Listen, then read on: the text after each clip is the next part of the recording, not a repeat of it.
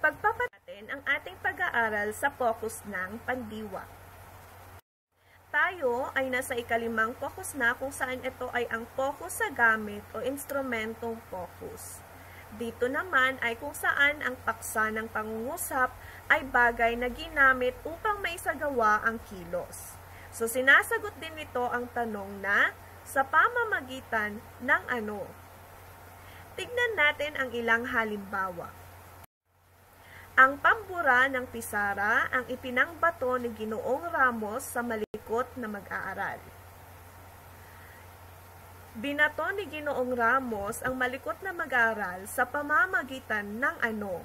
Ano ang ginamit ni Ginoong Ramos?